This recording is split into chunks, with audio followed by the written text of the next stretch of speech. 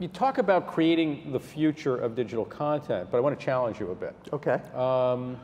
Because you also said Mike likes magazines, and what you're showing is something that does look an awful lot like print on, in this case, a tablet. It's different on a smartphone, but it's still almost kind of like taking some of the pleasures and joys and both intellectual and emotional uplift from print and porting it over to these platforms. It doesn't necessarily seem native to the platforms themselves.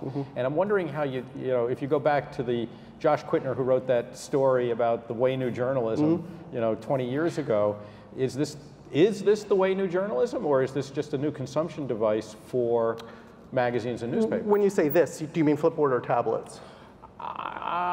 Subdivide it. Let's take both of them. Okay. Let's take each of them. All right. Well, the tablet is great because, again, I think it's a fantastic media consumption device. People love it. They love looking at or viewing or reading their favorite media on the tablet. And I think it's obvious that this is a really huge thing that's only going to get huger as different form factors come out, different sizes, different weights, better screens.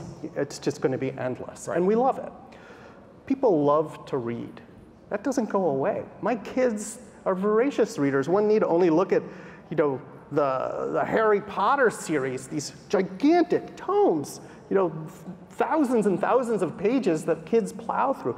That works. It works brilliantly. It works beautifully. People don't stop reading. I think that a mistake that I have made every time a new medium comes out is I aim for the fences and say, we've got to bring in every bell and every whistle because we can. And I did that in 1997 when I launched a website for Time Inc. called the Netley News. When you went to it, there was a rotating cow and some horrific theme song that would start blaring. I thought, yeah, that's how you use the medium, because you can do it.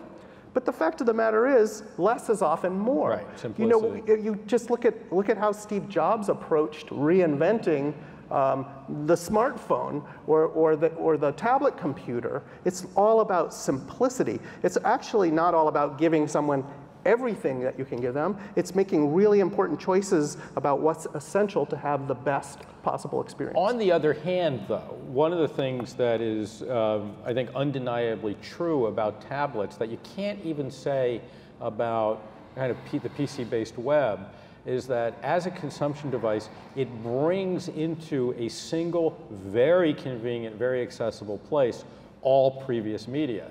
So in our history, and that's actually kind of the theme of screens to the nth degree, previously, if you wanted audio, you kind of had to get it from the radio or then maybe the Sony Walkman. You wanted television, you wanted video, you had to get it from television. Right. You wanted print, you went to magazines and newspapers. Now I've got a single device here where all this stuff is competing in one space. So I would say it almost argues that we are heading towards that true convergence moment. I don't know whether that takes 5 years or 50 years, when these kind of divisions are going to be seen to be artificial, and that's something new and... Possibly. I mean, I've talked to Kevin Kelly about this. He's one of the founding editors of Wired, a really great thinker. I used to sit next to him at the Wired office. And for years he had predicted the death of reading, and now he says he doesn't think that's going to happen so much. But what he does think is going to happen is information is mainly going to be conveyed as video with really huge extended captions like subtitles that are changing based on what you're seeing. That our brains are evolving in a way, maybe, I don't know. All I know is, as far ahead in the future as I can see, which is about a year or two, right?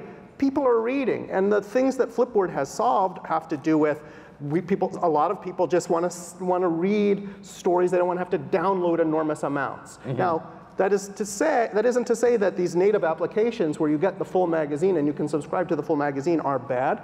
Absolutely not. The most motivated, most engaged consumers of brands will continue to subscribe.